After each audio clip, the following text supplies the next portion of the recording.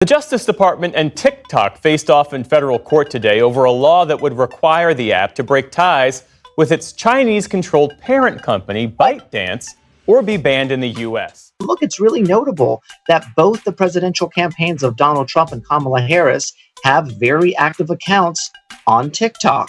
Trump, of course, said he wanted to ban and tried to ban TikTok when he was in the White House. Now he says he's on TikTok's side. And Kamala Harris, as the vice president of the United States, is on the team, essentially, that is now actively trying to ban TikTok. So there's a real question. If this is such a national security threat, why are these two presidential campaigns using it so actively? Yeah, if this ban is upheld, as soon as January 19th, there's going to be a big crackdown. The app will be kicked out of Google and Apple's App Store. It's no longer going to receive software updates. It's going to die a slow death, and eventually it's not going to be usable at all on any devices within America. And doing business with TikTok would become a crime that is prosecutable under the law. Hey, y'all. Welcome back to my channel. This is your homegirl hostess, bringing you the mostest of that dope-ish from the West Coastest. Oh, no, she's not trying to conjure up her rap ladies. This is Queen Cali B. Thanks for joining me. Now listen, first, if you guys are not subscribed, go ahead and hit the subscribe button and then the notification bell so you can get your notifications. We're trying to build so our voice can become more powerful, because Cali B is speaking for the masses, and I'm coming with them classics, okay? So again, if you're not subscribed, help your homegirl out, help me build my channel, get our base going. Hit the subscribe button, hit the notification bell, and let's grow. That's what's up. Okay, so thanks for tuning in, and here we go. NPR's Bobby Allen is covering it all and joins us now. So, Bobby, it's good to see you. So what did the lawyers for TikTok's parent company, what did they argue in court today, and what was the case that the U.S. government laid out? Hey, you guys. Welcome back to Cali B TV. Thank you for joining me. Thank you for tuning in. Now, as you can see, who I have on my screen, there is an issue going on, you guys, with the banning of TikTok. Are you guys aware of that? We have a lot going on in the media. We have a lot going on in the news right now. We are being bombarded with this P. Diddy case and this P. Diddy issues with grown folks. We are being bombarded with this election with Donald Trump as well as Kamala Harris. And frankly, I done already cast my vote. I done already sent it back through the mail, myself and my whole entire family here. And let's move on. We are tired of hearing the BS. Let's get on to the next subject. I am tired of hearing the same old thing every time I turn on the news. But what they are not talking about, you guys, that possibly the banning of TikTok. Now, there are 3 judges that are on the panel. They are supposed to be making a final decision in December. And by January 19th, if the ban is held up, then TikTok will be banned as of January 19th, and there will be serious repercussions for one using TikTok. So all the TikTok users, all the TikTok persons that are on TikTok. Now, I am not on TikTok. I was considering getting on there until I run across this story. So I'm going to wait until after January to see how this plays out, how this pans out. But all the content creators and all the persons that are on TikTok making money on TikTok, you guys need to be aware and understand the ramifications and what is coming down the pipeline for you.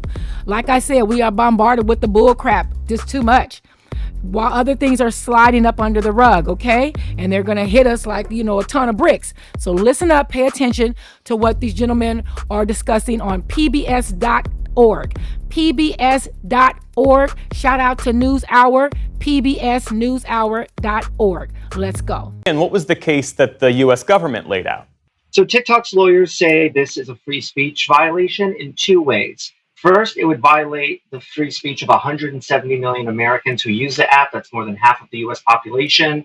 And secondly, the lawyers say it would violate the free speech rights of TikTok itself, right? We know TikTok is owned by a China-based parent company, ByteDance, but it has a U.S. entity in the Los Angeles area. And the lawyers said, look, that company too, when it makes curation decisions about what people see on the algorithm, that's a type of free expression. The Justice Department said, hey, hang on a minute here. TikTok is owned by ByteDance, and it's not just China.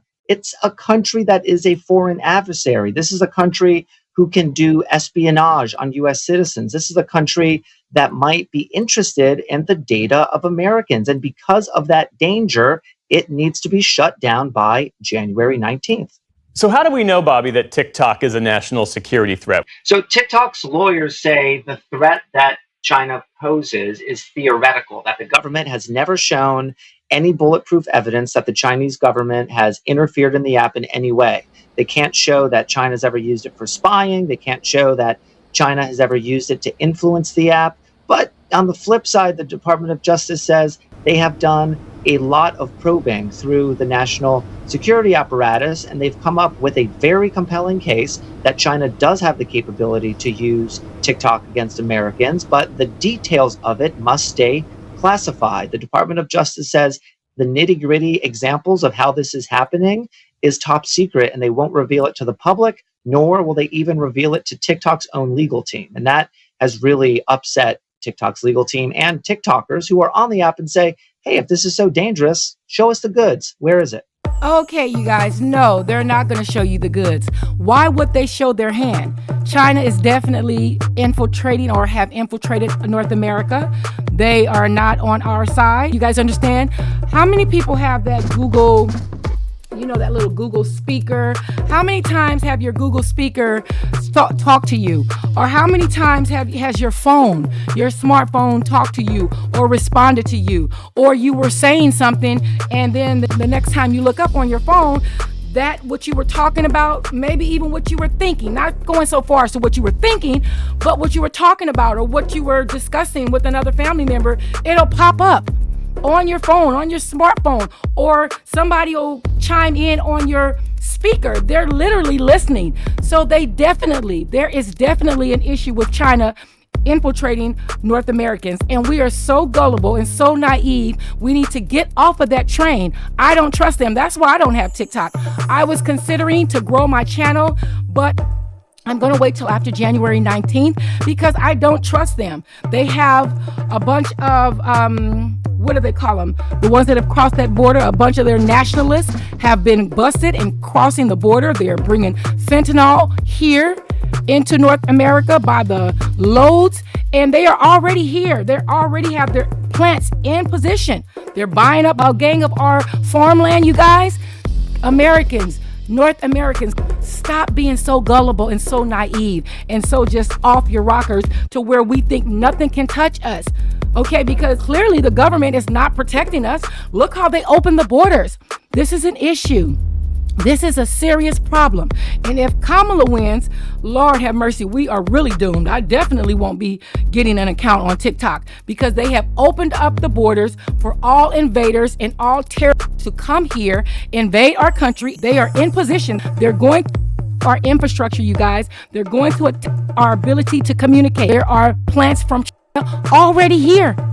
They're already here. They are buying up all types of farmland, you guys. They're already here. They're already in possession here in America to attack us from the inside.